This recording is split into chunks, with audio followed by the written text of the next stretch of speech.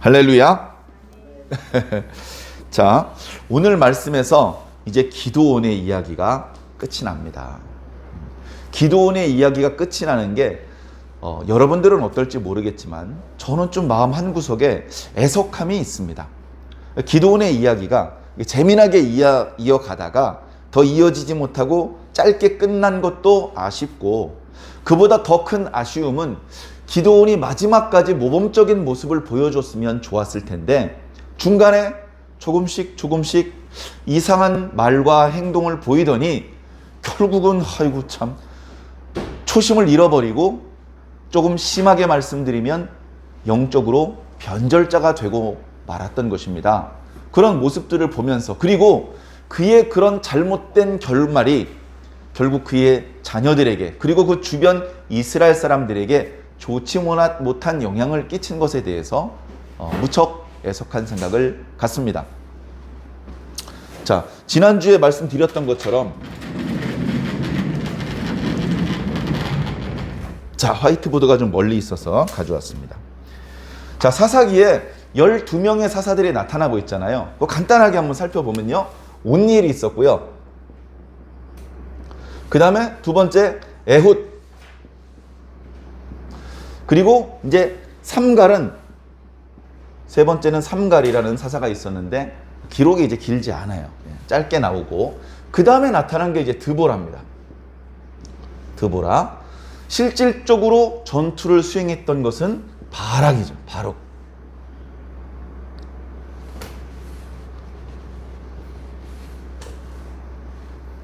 실질적으로 전투를 수행했던 것은 누구였죠? 자, 마지막에 그 영광이 여인에게 돌아갔죠? 야엘. 그 다음에 나타난 게 이제 기드온입니다.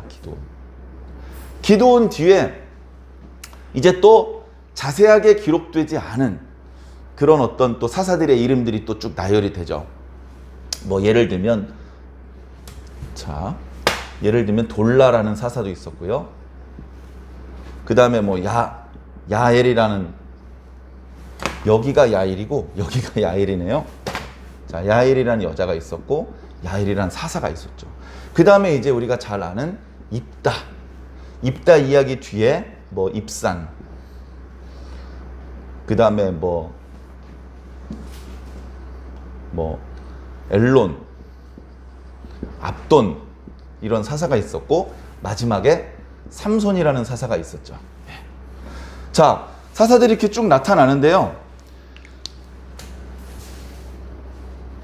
자, 보면은 이제 왼쪽에 온니엘, 에훗, 드보라, 기드온, 입다, 삼손, 이 6명의 사사는 조금 그 이야기가 자세히 기록돼요. 이스라엘 백성들이 하나님께 범죄했다, 하나님이 진노하셨고 그 주변의 이방 나라들을 강성하게 하셔서 그들로 하여금 이스라엘을 괴롭게 하셨다. 괴롭다 보니까 이스라엘 백성들이 하나님 앞에 부르짖자 하나님께서 사사를 세우셨다. 그래서 그 사사에게 성령을 부어주시고 그 사사에게 능력을 주시고, 그리고 그 사사를 통해서 이스라엘 백성들이 용기를 얻어서 사사와 함께 힘을 모아서 그 이방 세력들과 전투에서 승리하게 하셨다. 그래서 계속 그 이방 나라 사람들에게 약탈당하고 고통을 당하다가 다시 그 땅에 평화가 돌아왔다. 40년 동안, 어떤 사사는 뭐 22년, 23년, 어떤 사사는 80년, 그렇게 이스라엘 땅에 평안을 회복해 주었다. 그런 말씀들이 나오는데요. 오른편에 6분의 사사는 자세한 기록은 없어요. 그러나 왼편에 있는 사사들을 통해서 이 사사기의 본론에 해당되는 3장부터 16장까지의 말씀에 도대체 이 성경이 오늘 21세기에 예수님을 믿는 성도들에게 어떤 교훈을 주시기 위해서 기록해 놓으셨는지, 그런 것들을 생각해 볼 수 있게 해 주시는 것입니다. 앞부분에 온니엘, 에훗, 삼갈도 마찬가지고요. 드보라까지는 드보라를 도왔던 바락이라고 하는 사람만 해도 약간 조금 불안해요. 드보라는 여자이긴 했지만 여자 선지자였고 하나님께서 지혜와 능력을 주셔서 이스라엘 사람들을 재판을 했습니다. 많은 사람들이 하나님의 뜻대로 그 누구도 불평하지 못하도록 지혜롭게 판결을 내리는 드보라를 하나님의 종으로 다 인정을 했어요. 그래서 드보라가 여자지만 그를 존경했고 그의 판결을 다 따랐습니다. 그래 드보라가 그 시대에 이스라엘이 당하고 있는 환난으로부터 그 이스라엘을 구원해내시기를 하나님께서 원하신다는 것을 깨닫고 하나님의 명을 따라서 바락을 불렀는데, 바락에게 명을 내렸죠. 하나님의 말씀에 너는 너희 종들을 10,000명을 이끌고 나가서 지금 이스라엘을 괴롭히고 있는 자들을 물리치도록 해라. 근데 바락이 말을 안 들어요. 말을 안 듣는다기보다 말씀하신 대로 제가 가서 용맹히 싸우겠습니다. 그런데 당신이 나와 같이 가 주십시오. 당신이 나와 같이 가 주시면 제가 올라가서 싸우고, 당신이 저와 함께 올라가지 않으시면 저도 안 올라가겠습니다. 이제 이런 말을 하거든요. 바로 그 말 때문에 전쟁의 승리의 영광을 여자에게 빼앗긴 거예요. 야엘이라고 하는 여자가 적장 시스라의 머리에 장막 말뚝으로 그 적장을 죽인 영예가 여자에게 돌아가는 그런 불행을 자초하게 되는 것이죠. 그러나 어찌되었건 사사 드보라까지는 거의 완벽한, 흠잡을 데 없는 하나님의 말씀이라고 하면 팥으로 메주를 쓴다 그래도 아멘 하고 메주를 만드는 그런 모습을 보였단 말이죠. 그러나 기드온부터 그 뒤에 나타나는 사사들의 모습 속에는 하나님의 종 맞나? 이거 진짜 하나님의 뜻대로 처리하는 거 맞는 거야? 야, 하나님의 사사가 왜 이래? 사사가 더 모범적으로 하나님의 계명을 따르고 백성들의 모범이 돼야 되잖아. 백성들이 우상 숭배하지 못하게, 백성들이 불필요하게 사치하고 또 옆에 있는 형제들하고 이렇게 다투고 그러지 않게 모범적인 모습을 보여줘야 되잖아. 사사들이 왜 이래? 하면서 똑같은 사사시대인 것 같으면서도 뒤로 내려갈수록 영적으로 건강하지 못한 사사의 모습, 그리고 그 시대 자체가 하나님께서 보실 때 영적으로 점점 더 깊은 병에 들어가는 그런 모습을 보여주고 있습니다. 그 한복판에 이제 기드온의 이야기가 있는 겁니다. 한복판에. 그러니까 기드온의 시대 때부터 어떻게 보면 이스라엘의 어떤 영적인 힘이 확 꺾이는, 그래서 이 전반부와 달리 후반부에는 별로 좀 속된 말로 건질 게 없는, 그죠? 앞부분은 우리가 본받을 게 많았어요. 뒷부분은 아유 저렇게 하면 안 되겠구나 하는 반면교사, 잘못된 보기들이 많이 나타나고 있는 것입니다. 기드온의 이야기가 제법 길게 기록되어 있다고 말씀을 드렸잖아요. 앞부분에는요, 기드온의 이야기를 이렇게 읽으면서 상당히 친근감을 가졌었습니다. 왜냐하면 앞에 나오는 온니엘, 에훗, 드보라와 달리 이분들은 워낙 탁월한 믿음과 용맹을 가지고 있는 분들이에요. 탁월한, 정말 빈틈없는 신앙을 보여주시는 분들이죠. 그런 분들을 이렇게 성경에 기록된 말씀을 쭉 보면서 우리 자신과 비교했을 때 우리는 엉터리잖아요.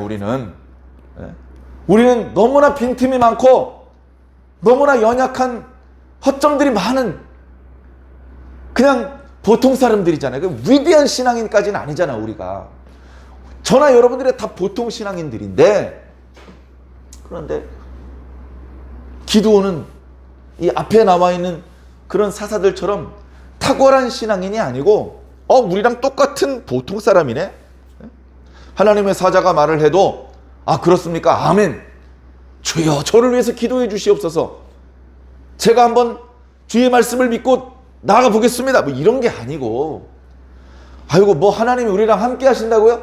아이고 참나, 하나님이 우리랑 함께 하시면 우리가 7년 동안 이렇게 미디안 사람들 짓밟히겠습니까? 아저씨 잘 모르시나 본데요, 하나님께서 우리 민족을 버리셨어요. 이런 말을 했던 사람이라는 것이죠. 그러니까 어떻게 보면 지금 우리들의 모습하고 근접한 모습이 있어요. 말씀하시면 그냥 믿지 않고요, 걱정이 많고 두려움이 많아요. 명령을 하시면 예썰 하고 달려나가는 면이 없고요. 이거 가도 되나? 이거 걱정스러운데 이게 잘 될까? 이거 정말 하나님께서 바라시는 뜻이 맞아? 그래, 하나님 정말로 가도 되겠습니까? 하나님 좀 증거를 보여주시면 안 될까요? 보여주시면 하나님 한 번 더 보여주시면 안 될까요? 이렇게 두려워하고 주저하는 모습을 많이 보여주고 있습니다. 그게 사실은 오늘날 저와 여러분들의 모습이거든요. 그런데 하나님께서는 이렇게 두려워하고 주저하고 하나님께 여쭈어보고 증거를 보여달라고 요구하고 보여줬는데도 또 보여달라고 요구하는 기드온을 야단치지 않으세요. 네? 하나님께서 기드온을 이스라엘을 구원시키는 사사로 세울 때에 그의 믿음이 아직 연약한 것을 아시고 먼저 그의 믿음을 끌어올려 주십니다. 그의 믿음이 사사로서의 사명을 감당할 수 있을 정도로 충분히 성장할 때까지 하나님께서 조급하게 채근하지 않으시고 기다려 주시는 거예요. 그가 하나님을 온전히 믿을 수 있도록 체험과 경험을 쌓을 수 있는 기회를 주시는 겁니다. 그가 아직도 두려워하고 있고 아직도 주저하고 있는데 야단치지 않으시고 하나님께서 기다려 주시는 거예요. 사랑하는 성도 여러분, 저는 그래서 하나님께서 이렇게 우리도 기다리고 계시는구나. 하나님께서 나를 기다리고 계시는구나. 하나님께서 여러분들을 기다리고 계십니다. 여러분들이나 저나 아직도 부족하거든요. 아직도 부족해요. 그런데 하나님께서 야단치지 않으세요. 이 멍청아, 말씀을 들은 게 벌써 몇 년인데 아직도 깨닫지를 못하고 제자리 걸음이냐? 야단치지 않으세요. 하나님이 야단치지 않으신다고요. 하나님께서 기다려주시고요. 또 기회를 주셔요. 그 기회를 놓치지 않으시기를 바라고 하나님께서 시간을 주실 때에 부지런히 저와 여러분들의 믿음이 성장하고 성숙하게 되기를 간절히 소망합니다.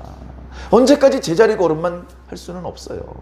기회를 주실 때가 있고 그 기회가 끝날 때가 있는 것입니다. 한번 마음껏 나가서 장사를 해봐 라고 말씀하실 때가 있고 장사 끝! 결산하자! 이렇게 말씀하시는 날도 언젠간 오는 것입니다. 기회가 있을 때 부지런히 선한 열매들을 많이 맺으시기를 부탁을 드립니다. 자, 그렇게 기드온의 믿음이 컸습니다. 마지막 순간까지 하나님께서 자, 지금 내려가면 이길 수 있다. 지금 내려가면 그들을 내가 너의 손에 붙여줄 것이다. 라고 말씀하셨는데도 기드온이 안 가요. 하나님께서 알아요. 너 두려워 떨고 있구나. 그러면 병력들을 다 데리고 내려가지 말고 너가 믿을 수 있는 부하 한 명만 데리고 내려가서 그 미디안 군사들이 뭐라고 대화를 나누는지 엿들어 보아라. 그 말을 들으면 네 손에 힘이 생길 것이다. 그래 내려가 봤더니 미디안 사람들이 숫자만 많았지 기드온이란 이름 앞에 벌벌벌벌 떨고 있어요. 이보기 친구, 내가 어젯밤에 꿈을 꾸었거든.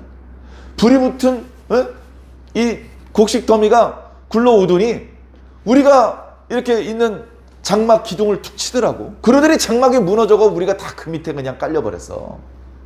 그래? 불길한 꿈이네. 이보게 친구, 이 꿈의 의미가 뭔지 모르겠나? 꿈의 의미라니 그게 무슨 소린가? 아니 요아스의 아들 기드온이 그 불덩어리처럼 우리에게 굴러 내려올 거야. 그럼 우리 다 죽는다고. 이보게 자네 그것도 모르나? 이 꿈을 꾼 사람이 나 혼자가 아니야. 그렇게 그 미디안 사람들은 숫자는 많았지만 기드온이라는 이름 앞에 벌벌벌 떨고 있었고 이스라엘의 하나님이 기드온과 함께 하신다는 사실을 정작 기드온 본인은 잘 모르고 있는데 할례받지 못한 이방인이었던 미디안 사람들은 다 알고 있었습니다. 그 얘기를 듣고요. 기드온이 정신을 번쩍 차렸어요. 아하, 하나님이 나와 함께 하시는구나. 여기 이 벌판에 우리 이스라엘 군대와 저 미디안 군대가 이렇게 많이 모였는데 이렇게 많은 사람들 가운데 하나님께서 나와 함께 하시는구나. 그걸 그 순간에 깨닫고 무릎을 꿇었습니다. 하나님께 경배를 드렸어요. 갑자기 흥분을 해서 감격을 해서 하나님 앞에 무릎을 꿇고 하나님께 경배를 드리는 그 기드온의 모습에 따라갔던 브라라고 하는 장수가 어쩔 줄 몰랐습니다. 하나님 앞에 경배를 드리던 기드온이 벌떡 일어나서 진영으로 돌아갔습니다. 한밤중이었거든요. 다 깨웁니다. 이제 용기를 얻었기 때문에요. 두려운 게 없는 것이죠. 다 일어나라. 횃불과 나팔을 준비해라. 그래가지고 그 밤에 나팔을 불고 함성을 질러서 그 미디안 군대를 격파합니다. 정말 멋있지 않습니까? 정말 멋있습니다. 잘 보세요. 그들이 몇 명을 죽였는지 뒷부분에 나오는데 보니까 12만 명을 죽였어요. 300명이 12만 명을 죽였다고요. 뭘로 죽였는지 아십니까? 나팔과 횃불로 죽였어요. 아니, 나팔과 횃불로 한 명도 때려 죽이기 어렵겠네. 어떻게 12만 명을 죽였을까? 하나님께서 싸워주셨어요. 하나님께서 미디안 사람들의 마음속에 두려움을 심어 넣으시더니 기드온이 300명을 데리고 내려가서 함성을 지르고 나팔을 불자 그들이 밤중에 깜짝 놀라서 도망가느라 바빴고 칼을 잡고 어두운데 막 휘둘렀는데 알고 보니까 이스라엘 사람들이 아니고 자기들끼리 찔러 죽였어요. 그렇게 자기들끼리 찔러 죽인 사람이 12만 명. 깜짝 놀라 그 자리를 벗어나 도망간 사람이 15,000명. 살아남은 15,000명만 정신을 차리고 싸웠어도요, 기드온과 함께한 300명은 쉽게 이길 수 있을 것 같아요. 근데 그들이 싸울 생각을 못합니다. 다 도망갑니다. 할렐루야! 하나님 만세! 하나님께서 우리와 함께 하시도다. 하나님께서 우리를 대신해서 미디안과 싸우셨도다. 미디안이 패하고 이스라엘 백성들을 압제하던 저 미디안이 12만 명이나 여기서 죽었고 깜짝 놀라서 가나안 땅 밖으로 도망 나가는구나. 와, 승리를 주신 하나님께 영광을. 이래야 되잖아요. 그래야 되는데요, 거기서부터 기드온의 브레이크가 고장났어요. 자동차가 달릴 때요, 100km라는 빠른 속도로 자동차의 속도를 끌어올리는데 몇 초가 걸리느냐, 그걸 가지고 자동차의 성능을 테스트해요. 제 차는 멈춰 있다가 100km가 될 때까지 시간이 한참 걸릴 거예요. 한 20초쯤 걸릴지 몰라요. 그런데 아주 비싼 스포츠카는요, 엔진의 성능이 엄청나죠. 연료는 많이 소모하지만 1초면 100km까지 달릴 수 있습니다. 1초면. 엄청난 것이죠. 그런데 자동차 빨리 달리는 게 다 무슨 소용입니까? 브레이크가 고장났는데. 우리 차는 성능이 좋아서 300km, 400km로 달릴 수 있어. 야, 근데 좋겠다. 근데 너 그 차 브레이크 없다면서. 브레이크 없는 차를 400km로 달려봐요. 어떻게 되겠습니까? 탄 사람 다 죽는 겁니다. 화장을 하는 것보다 지우는 게 중요하고 자동차는 빨리 달리게 하는 것보다 멈추는 게 중요합니다. 그런데 안타깝게도 기드온에게는 그 브레이크가 고장났어요. 그 미디안 사람들을 그 요단강 건너편으로 다 쫓아내는 것까지 그의 사명이었는데 그는 거기서 멈추지 않았습니다. 그와 함께 있었던 32,000명의 병사들을 하나님께서 보시고 기드온아, 너와 함께한 백성들이 많구나. 두려워하는 자는 집으로 돌려보내라. 22,000명이 돌아가고 10,000명 남았습니다. 하나님께서 말씀하셨죠? 아직도 너와 함께한 백성들의 숫자가 많다. 그래서 결국 물가에서 물 먹는 동작을 보시면서 300명만 추리셨어요. 다 돌아가게 하시고 300명만 남기셨습니다. 그런데 기드온은 그렇게 하나님께서 돌려보낸 사람들에게 사자들을 보내서 다시 불러냅니다. 야! 가가지고 아셀 지파 또 므낫세 지파 보내가지고 사람들 다시 오라 그래. 그래가지고 우리가 승기를 잡았으니까 저 미디안 사람들을 추격하라고 해. 야, 에브라임 산지로도 사람 보내. 그래서 에브라임 사람들은 이 미디안 사람들이 도망갈 때 요단강을 건너갈 게 틀림없으니까 그 길목을 지키라 그래. 그렇게 지시를 내립니다. 그렇게 추격을 함으로 해서 그들이 다시 재기할 수 없게끔 그들의 군대 장관 둘을 잡아 죽이는 전과를 올리기도 하죠. 그러나 성경을 자세히 보면 그렇게 나팔과 횃불만으로 12만 명을 죽인 그 뒷부분은 하나님께서 기뻐하지 않는, 하나님께서 명령을 내리셔서 수행한 전투가 아닌 그런 모습을 보여줍니다. 그렇게 하나님의 뜻에서 조금씩 벗어나다 보니 불협 화음이 일어납니다. 먼저는 에브라임 지파 사람들에게 도움을 청했더니 그 에브라임 지파 사람들이 전투 후에 기드온과 싸우자입니다. 에브라임 지파 사람들은 여호수아도 에브라임 지파 소속이었고, 에브라임 지파가 분배받은 땅은 가장 노른자 땅, 남북으로 길다란 가나안 땅의 중심부에 있기 때문에 성막도 실로라는 곳에 있고, 백성들이 모일 때는 베델에서 모이고, 그래서 에브라임 지파 사람들은 자신들이 전체 이스라엘의 형님 역할을 해야 된다라는 생각을 가지고 있었습니다. 그렇게 에브라임 지파가 전체 이스라엘 땅의 한 복판에 있다 보니 외적들이 쳐들어올 때 직접 공격을 받을 일은 없는 것이죠. 그래 항상 외적들이 쳐들어오는 것에 대해서 에브라임 지파 사람들은 소극적이고 적극적으로 나서서 그 적들을 몰아낼 생각을 하지 않습니다. 그런데 뒤늦게 전투가 다 끝나고 와가지고 형님 노릇을 하려고 하니 항상 다툼이 발생될 수밖에 없었죠. 야, 기드온은 므낫세 지파 사람이거든요.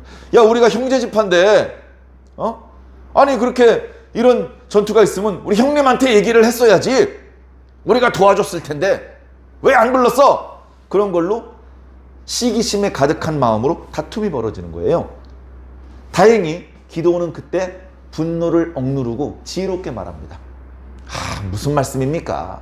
저가 한 것보다 우리 에브라임 지파 사람들이 한 일이 더 큽니다. 저는 그저 병사들을 쫓아낼 뿐이었지만 여러분들은 저 미디안 사람들의 장군을 둘이나 잡아 죽이지 않았습니까? 그렇게 축혀 세워주고 칭찬을 해주자 그들의 노여움이 풀려서 큰 다툼 없이 돌아가긴 했습니다. 그러나 요단강을 건너서 계속해서 미디안 사람들을 추격하는 과정에서 요단강 동편에 살고 있었던 숫곳 백성들과 브누엘 백성들 사이에 다툼이 벌어집니다. 지나가면서 자기가 데리고 있었던 300명에게 먹을 것을 제공해 달라고 부탁을 했을 때 그들이 도와주지 않자 그 분노를 이기지 못하고 저주를 합니다. 내가 살아서 돌아왔을 때 너희들에게 큰 징벌을 가할 것이다. 그렇게 저주를 하고 지나가는 거예요. 이건 사사의 모습이 아니잖아요.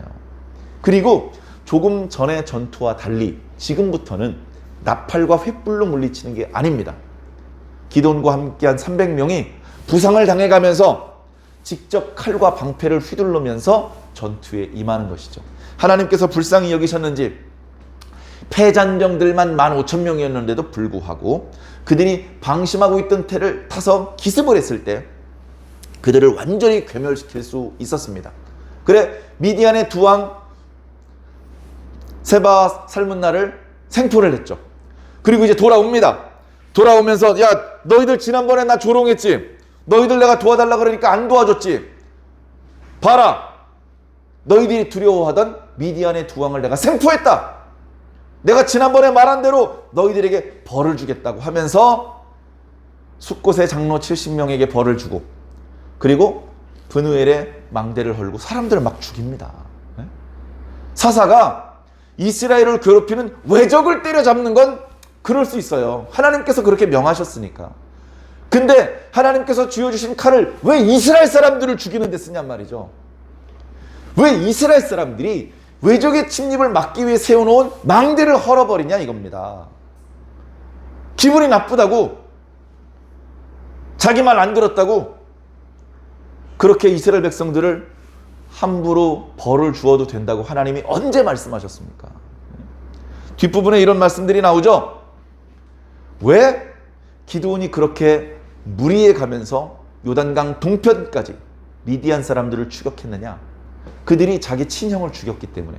다시 말해서 하나님께서 말씀하신 그 명령을 수행하기 위해서 300명을 이끌고 요단강 동편까지 무리하게 추격한 것이 아니고 개인적인 원한을 갚기 위해서 요단강 동편까지 추격을 한 것입니다. 그러다 보니 이 모든 그림은 하나님께서 기뻐하시는 모습이 아니에요. 그러다 보니까 그 이야기 바로 뒤에 이어지는 오늘 본문 말씀에 보면 이게 뭔가 좀 잘못 돌아가는 그런 정황이 포착이 되는 것입니다. 전투가 다 끝났습니다. 전투가 다 끝났어요. 기분 좋죠? 이제 더 이상 미디안 사람들에게 약탈을 당할 일이 없습니다. 그러니까 사람들이 다 박수를 치고 좋아하는데 사람들이 뭐라고 말하는지 잘 들어보십시오. 이보시오 기드온, 당신이 우리를 미디안의 손으로부터 구원했소. 틀린 말이잖아요. 틀린 말입니다. 하나님이 구원하신 겁니다. 기드온이 뭘 구원해요? 두려워서 벌벌벌 떨면서 한 걸음도 못 나가고 있었는데, 기드온은 한 일이 하나도 없습니다. 하나님께서 다 싸워주셨습니다. 횃불하고 나팔 들고 나가서 몇 명 죽였습니까? 하나님이 다 물리쳐 주셨고 싸워주셨고 적들을 죽이고 몰아내 주신 것이죠. 그런데 백성들은 뭐라고 말합니까? 하나님이 안중이 없어요. 여러분, 예나 지금이나 하나님은 우리 눈에 안 보이십니다. 하나님의 음성이 우리 귀에 안 들려요. 지금 하나님의 말씀을 선포하고 있지만 어쨌든 사람의 목소리로 선포가 되는 거잖아요. 하나님의 목소리가 직접 들리는 게 아니잖아요. 그러다 보니 우리는 하나님께 대해서 빠른 속도로 잊어버립니다. 하나님 그딴 게 어딨어? 이런 모습을 보이기 쉽단 말이죠. 지금 이스라엘 백성들이 전투가 끝났는데 하나님은 안중에도 없어요. 기드온, 당신이 우리를 미디안의 손에서 구원하였소. 그렇게 말하고 있습니다. 그러면서 뭐라고 말합니까? 이제 당신이 우리를 다스려 주시오. 당신이 죽은 다음에는 당신의 아들이 우리를 다스렸으면 좋겠고, 그가 죽은 다음에는 당신의 손자가 우리를 다스렸으면 좋겠소. 이게 무슨 뜻입니까? 기드온, 당신이 우리의 왕이 되어 주시오. 어떤 왕? 왕위가 세습되는 왕조를 이루는 왕이 되어달라는 겁니다. 누구 맘대로? 이거 하나님 앞에 허락받은 겁니까? 하나님하고 상의한 겁니까? 백성들이 이 전투가 하나님께서 싸워주신 전투인 것도 모르고, 하나님께서 이스라엘의 왕이신 것도 모르고 탈선을 해도 너무 많이 탈선하는 거 아닙니까? 자, 다행인 것은 그 백성들의 요구에 대하여 한 기드온의 말입니다. 기드온이 이렇게 말했습니다. 저는 여러분들을 다스리지 않을 것입니다. 제 아들도 여러분들을 다스리지 않을 것입니다. 여호와께서 여러분들을 다스릴 것입니다. 할렐루야! 여러분, 여기서 멈췄어야 됐어요. 여기서 멈춰야 되는데 기드온이 뭐가 고장났다고요? 브레이크가 고장났어요. 그러니까 그 다음 구절에 뭐라고 말합니까? 제가 여러분들을 다스릴 건 아닌데요, 여러분들이 그렇게 저를 고맙게 생각하신다면 제가 조금 요구할 게 있는데 들어주시겠습니까? 여러분들 금 귀고리 많이 가지고 계시죠? 그거를 모아서 저를 주십시오. 이렇게 얘기를 했습니다. 미디안 사람들은 대부분 이스마엘의 자손들이에요. 그 사람들은 금 귀고리를 귀에 다 하고 있어요. 그들이 이제 12만 명이 죽었으니 돌아다니면서 그 금 귀고리만 주워도 막 주머니에 금 귀고리가 그냥 블록하게 있는 거죠. 그걸 달라고 합니다. 그랬더니 당신이 우리를 위해서 한 일이 얼마나 큰 일인데 이 정도는 해드려야죠. 해가지고 겉옷을 큰 보자기처럼 펼쳐가지고 거기다 너도나도 주웠던 금 귀고리를 던졌더니 나중에 그 무게를 재어보니까 1700세겔이나 되었더라. 그러니까요, 말씀을 읽으면서 우리가 고개를 끄덕끄덕 해야 되는데 이 대목에서 우리는 고개를 좌우로 돌리게 됩니다. 이거 좀 이상한데? 다시 말해서 기드온이 분명히 저 왕 안 합니다. 우리에게는 진정한 왕이신 하나님이 계시지 않습니까? 이렇게 멋있는 신앙 고백을 하는 것 같은데 자기가 한 말과 다른 행동을 하는 거예요. 백성들에게 금 귀고리를 요구하는 것은요, 이런 겁니다. 내 말에 복종해. 복종을 강요하는 겁니다. 백성들이 금 귀고리 그냥 집에 가져가고 싶은데 기드온의 말에 마음에 들지 않았지만 따를 수밖에 없었어요. 기드온의 명령이라면 죄 없는 사람도 죽일 수 있는 300명의 군대가 그의 옆에 있기 때문에 감히 기드온에게 그건 좀 곤란하지 이렇게 말할 수가 없었습니다. 왕노릇 안 하겠다고 하면서 계속 이어지는 말씀들을 보면 기드온이 실질적으로는 왕처럼 행동하는 모습을 보여주고 있습니다. 전쟁이 끝났습니다. 전쟁의 전리품들을 함께 싸운 용사들과 나눠 가져야 됩니다. 근데 그걸 싹 모아서 기드온이 1700달란트와 달란트가 아니고 세겔, 그 다음에 왕이 입는 자색옷, 그리고 왕의 약대에다 걸려있던 사슬과 초승달 문양 장식, 이런 거 싹 다 가져간 거예요. 실질적으로 왕 노릇한 겁니다. 거기다가 그렇게 해서 모은 금을 가지고요, 에봇을 만들었어요. 에봇을 왜 만드냐고. 하나님이 만들라고 하셨어? 아니, 언젠가부터 기드온이 하나님 이거 할까요 말까요 물어보질 않아요. 다시 말해 기도하질 않습니다. 말씀을 모르면 말씀을 잘 아는 레위인이나 제사장들한테 물어봐야 되는, 물어보지도 않고 자기 멋대로 그냥 행동을 하는 거예요. 그야말로 자신이 스스로 왕이 된 것처럼 에봇을 만들었습니다. 예? 에봇은요, 이해하기 쉽게 말씀드리면 조끼 같은 것인데, 우리가 출애굽기 말씀을 묵상을 하면서 에봇을 만드는 방법에 대해서 잘 알고 있죠. 배를 중심으로 만들지만 홍색, 청색, 자색 실을 같이 섞어서 화려하게 만들고 거기에 금을 가늘게 뽑아서 금실을 만들어서 금실과 함께 옷을 짜도록 만든 것이 바로 에봇입니다. 그래 보기와 달리 묵직합니다. 금으로 만들었기 때문에 화려하죠. 그것 자체가 우상이었습니다. 그것 자체가 사람들의 숭배의 대상이었고, 그것을 만지면 신비한 능력을 얻을 수 있을 거라고 생각했고, 그 에봇 앞에서 기도하면 뭔가 소원이 이루어질 것 같은 그런 우상 숭배를 자행하는 그런 모습이 되고 말았습니다. 에봇을 만들어서 자기 아버지 집에 갖다 놨는데 그것 때문에 백성들이 우상 숭배를, 더 음란한 우상 숭배를 하게 되었고, 그것이 결국 그 가문의 올무가 되었다. 올무. 이거 얼마나 답답한 건지 압니까? 내가 저쪽에 하나님의 보좌 쪽으로 막 뛰어가야 되는데 발이 딱 묶여가지고요, 발이 안 움직여요. 그래서 꽉 넘어지는 겁니다. 이게 올무입니다. 우리가 원하는 곳으로 가지 못하게 막는 거. 기드온이 하나님의 사사로서 하나님의 영광을 드러내고 하나님의 뜻을 관철시키면서 멋있는 모습을 보였었는데, 이제 그가 올무를 스스로 만들어서 하나님께 가지 못하고 하나님께 복을 받지 못하는 상태로 전락해버리고 말았습니다. 이어지는 말씀을 보면 기드온 덕분에 미디안은 완전히 박살이 나서 다시는 이스라엘 백성들을 괴롭힐 엄두를 내지 못하고 그 땅이 40년 동안 평안하였더라라고 말하고 있습니다. 그건 좋죠. 외적이 쳐들어오지 않은 거예요.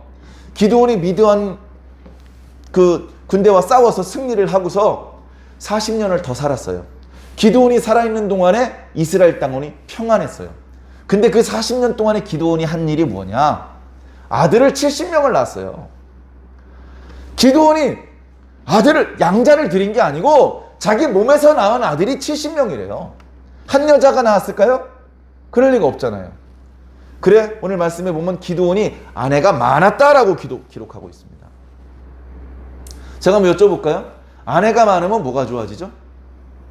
여러분, 아내가 많으면 좋은 거 하나도 없습니다. 좋은 거 하나도 없어요. 본인도 불행하고 아내들도 불행하고 돈도 많이 들고 애들 싸우고 좋은 게 하나도 없어요. 아내가 많아서 좋은 게 하나도 없어요. 그래서 성경은 아내를 많이 두지 말라. 과거에 일부 다처제가 허용되던 고대 시대에조차 하나님께서 왕들에게, 부자들에게 아내를 많이 두지 말라고 권고하셨습니다. 그죠? 그리고 우리는 한 아내, 한 남편만을 사랑할 것을 하나님께서 성경을 통해서 우리에게 주신 교훈으로 받고 있습니다. 그런데 기드온은 탈선을 했어요. 선을 넘어갔습니다. 아들이 70명이면 그냥 조금 넘어간 게 아니고요, 그냥 대놓고 왕창 넘어간 거예요. 아들만 70명이고요 아내를 통해서 낳은 아들만 70명인데 그 외에 첩도 많이 있었나 봐요.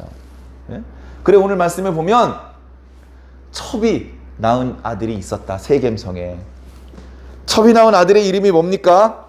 아비멜렉. 아비멜렉 이름의 뜻이 뭡니까? 우리 아버지는 왕이다. 왕 안 한다면서요. 근데 왜 아들 이름을 아비멜렉으로 짓냐고요. 실질적으로 기드온이 40년 동안 왕노릇 한 겁니다. 이쁘고 마음에 드는 여자 전부 아내 삼은 거고요. 기드온이 죽을 때 뭐라고 기록하고 있습니까?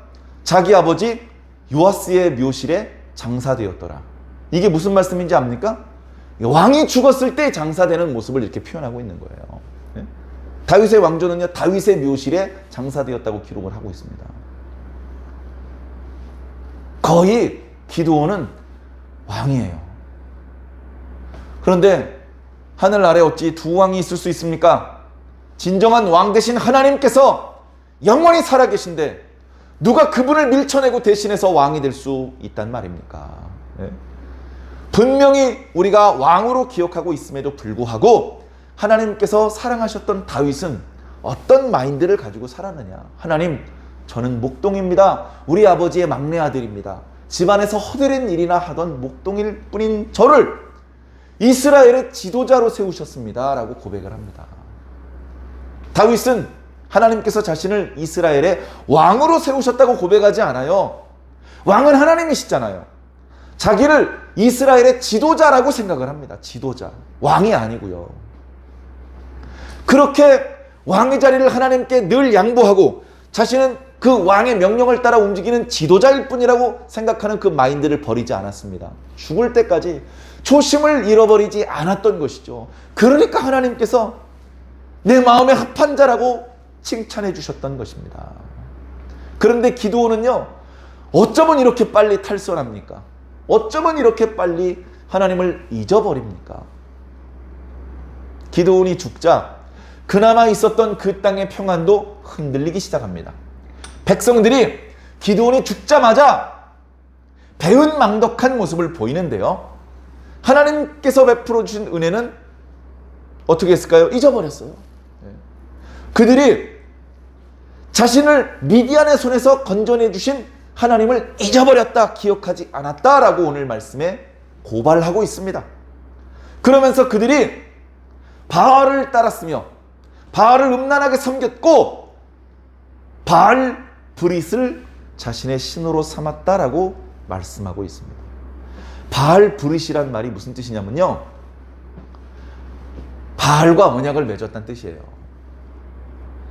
이스라엘 백성은 하나님과 언약을 맺은 백성입니다. 하나님 이외에 그 어떤 존재하고도 언약을 맺으면 안 됩니다. 그 땅 백성하고도 언약을 맺으면 안 되고 그 땅 신하고도 언약을 맺으면 안 됩니다. 근데 바알 브릿, 바알과 언약을 맺은 백성이 되어버렸어요. 하나님은 기억하지 않고 바알 브릿을 자기의 신으로 삼아 버렸습니다. 그뿐만이 아니라 이제 기드온의 가문을 향하여서도 더 이상 고맙게 생각하지 않고 기드온의 가문이 그래도 이스라엘 전체를 위해서 한 일이 많은데 더 이상 고맙게 생각하지 않았습니다. 그야말로 배은망덕한 것이죠. 지도자였던 기드온의 모습이 건강하지 못하니까, 그의 믿음이 살아있지 못하고 그의 언행이 바람직하지 못하다 보니까 결국 그의 자손들 아비멜렉이 나중에 이제 9장 이하의 말씀을 보면 아비멜렉이 얼마나 이스라엘에 큰 해악을 끼치는지 돌아오는 목요일까지 사사기 9장 말씀을 묵상하게 될 텐데요. 읽으면서 정말 혀를 이렇게 차게 됩니다. 그러니까 말씀드렸던 것처럼 기드온과 그 뒤에 이어지는 이야기를 통해서는 우리가 본받을 거, 그런 건질 건 별로 없고요. 아이고 이렇게 하면 안 되겠구만, 절대 이렇게 하면 안 되겠구만, 이런 반면교사, 좋지 않은 본보기들이 많이 나타나고 있습니다. 지혜롭게 말씀을 대하시기 바랍니다. 성경에 있다고 다 따라하면 안 되는 것이죠. 사랑하는 성도 여러분, 말씀을 마무리하면서 이런 말씀을 한번 드려보겠습니다. 우리가 육체를 입고 있기 때문에 우리가 이 세상에 사는 동안에 돈이 필요합니다. 건강도 필요합니다. 지식도 필요합니다. 양식도 필요해요. 자, 우리 집에 1년에 쌀이 30가마가 필요해. 예를 들어서. 자, 그런데 300가마가 생겼어요. 쌀이 300가마가 생겼으니까 하루에 3끼를 먹던 사람이 5끼를 먹을 수 있습니까? 5끼 먹으면요 탈납니다. 비만부터 시작해서 온갖 지나치게 많이 먹은 그 음식 때문에 몸에 병이 생깁니다. 하루에 3끼 먹으면 정말 만족하고 감사한 일이죠. 그러면 우리 집에 속한 식구들을 위해서 1년에 30가마니만 있으면 되는데 300가마니가 생겼다면 그 나머지 270가마니는 어떡합니까? 쥐한테 줄까요? 잘 생각해야 됩니다. 우리가 이 땅에 있는 동안에 돈이 필요하죠. 한 달에 월급 300만 원이면 충분합니다. 근데 월급을 3천만 원을 받게 됐어요. 그 3천만 원, 그럼 2,700만 원이 달마다 남아. 그거 어떡합니까, 그거? 사랑하는 성도 여러분, 하나님을 위해서 그거 써야 되거든요. 하나님을 위해서 써야 돼요. 근데 이게 문제입니다. 자, 하나님이 있냐 없냐가 이게 중요합니다. 돈이 생겼어. 근데 돈이 생겼을 때 그때 나한테 하나님이 있냐 없냐 그게 중요한 거예요. 하나님이 없이 돈이 생겼어요. 돈이 생겼는데 하나님이 없이 돈이 생겼어. 그 돈은 반드시 죄 짓는 데 씁니다. 조금도 좋은 데 쓸 수가 없어요. 하나님 없이 강한 힘이 생겼어요. 그건 반드시 죄 없는 사람 때리는 데 씁니다. 약한 사람 도와주는 데 쓸 수가 없어요. 하나님 없이 지식이 생겼습니다. 하나님 없이 반드시 사기치는 데 씁니다. 남 속이는 데 쓰는 것이죠. 하나님 없이 권력이 생겼습니다. 그 권력을 가지고 백성들로 하여금 하나님 앞에 경배를 드리게 만들 것 같습니까? 하나님 없이 생긴 권력인데 반드시 죄 지는 데 쓰는 겁니다. 기드온에게 뜻밖의 재물이 생겼습니다. 기드온에게 뜻밖의 큰 권력이 생겼습니다. 그걸로 뭐 했습니까? 우상 숭배했습니다. 아내를 많이 두었습니다. 되지도 않는 왕 흉내를 내다가 죽었고 그의 가문은 거의 그 아들 대에서 멸문이 됐습니다. 멸문. 아들 70명이 있었는데요. 하루아침에 70명이 다 죽어요. 막내 아들은 도망가서 저 시골에서 비참하게 살고 그 70명을 죽였던 첩의 아들은 여자가 던진 맷돌짝에 맞아 죽습니다. 하루아침에 멸문이 되는 거예요. 하루아침에. 하나님 없이 생긴 돈, 권력, 지식 이런 것들은요 죄를 짓는 데 쓸 수밖에 없고 그 죄의 결과로 비참한 결국을 맞이할 수밖에 없습니다. 기드온이 처음에 우리와 비슷한 정도의 사람이라 친근감이 있었는데 그가 여러모로 부족한 점이 많았지만 하나님께 기도하면서 하나님께 감사하고 경배를 드리면서 하나님의 말씀에 순종하면서 그러면서 그의 믿음이 성장하라고 사사로서의 사명을 감당할 때 정말 멋있었는데 그러나 그가 어느 순간 브레이크가 고장나서 하나님께서 말씀하신 데까지만 움직여야 되는데 선을 넘어가 버리기 시작하면서 그는 이상한 괴물로 변하기 시작을 했고 결국 그의 말로는 비록 그가 미디안을 물리치고 이스라엘 땅에 40년간의 평안을 회복해 주었다고는 하지만 결코 그의 영적인 영향력은 아름답지 못한 결말을 맞이하게 된 것입니다. 우리도 마찬가지입니다. 사랑하는 성도 여러분, 부지런히 책도 읽고 공부도 하셔서 그래서 많은 지식과 재능을 가지게 되시기를 저는 바랍니다. 그리고 기왕이면 여러분들이 수고한 것에 비해서 더 많은 보상을 받으셔서 여러분들이 큰 부자가 되시기를 저는 진심으로 바랍니다. 그러나 그 재능, 그 권력, 그 돈이 하나님 없이 생긴 돈이 되면 안 됩니다. 하나님 이씨, 하나님이 있는 상태에서 돈이 생겨야 됩니다. 그러면 그 돈은 하나님 나라를 확장하는 데 쓸 수도 있고 불쌍한 자를 구제하는 데 쓸 수도 있고 많은 사람들을 옳은 대로 돌아오게 하는 데 사용될 수 있을 것입니다. 여러분들의 재능이, 여러분들의 돈이, 여러분들의 시간이, 여러분들의 권력이 죄를 짓는데 여러분들을 저 멸망으로 집어 던져지는데 사용되지 않고 하나님의 나라를 확장하며 잃어버린 자를 옳은 대로 돌아올 수 있게 하는데 사용될 수 있기를 간절히 소망합니다. 그러기 위해서 열심히 공부도 하고 돈도 버는 것입니다. 그러기 위해서 건강이 필요한 것입니다. 여러분 다 건강하십시오. 부자 되십시오. 그리고 지혜자가 되십시오. 그리고 그 모든 건강함과 부유함과 지혜로움으로 하나님의 뜻을 이 땅에 드러내 보여줄 수 있는 하나님의 도구로 쓰임받게 되시기를 예수님 이름으로 간절히 축원합니다.